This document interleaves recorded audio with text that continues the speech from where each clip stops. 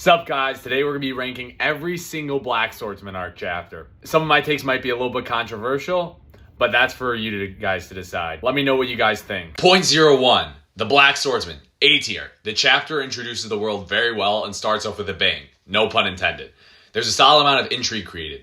What are apostles? Why is Guts so angry? And it's a very action-packed fight. Point 02, The Brand, C tier. You get to see the duality of Guts a little bit more, and it causes further intrigue as to why he is the way he is. Point 03, Guardians of Desire 1, C tier. There's a pretty solid fight and behemoths are introduced. Point 04, Guardians of Desire 2, B tier. The God Hand is alluded to for the first time.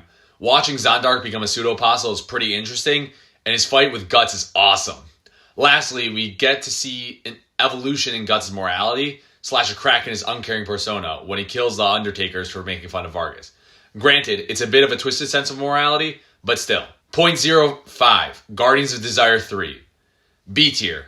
Learning about the Count's background through Teresia is nice foreshadowing for Guts' oncoming fight, and the beginning of the fight is sick, and it really draws out the theme of what makes a monster when Guts uses the mayor as bait. Point 06, Guardians of Desire 4, A tier. The chapter really draws out the central question of the arc of what truly makes a monster versus a human. When Guts uses Teresia to shield himself from the Count, and as well as mentally tortures her by stabbing the Count repeatedly in front of her. And of course, the introduction of the God Hand is iconic. Point 07, Guardians of Desire 5, high A tier. We really get a good introduction to the God Hand, and most importantly, Griffith, which makes the reader really wonder what caused Guts to hate Griffith so much.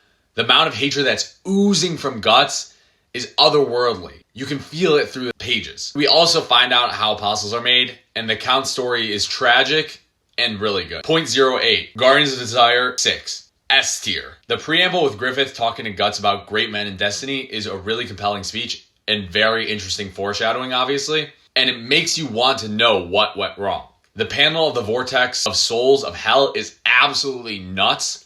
I find the God Hand's discussion about demonkind and the fatalistic nature of it very interesting. The Count's morality and deciding not to sacrifice his daughter shows his complex nature before his death. And the scene of the souls of the damned taking away the Count and Vargas being at their head is a satisfying conclusion to the Count.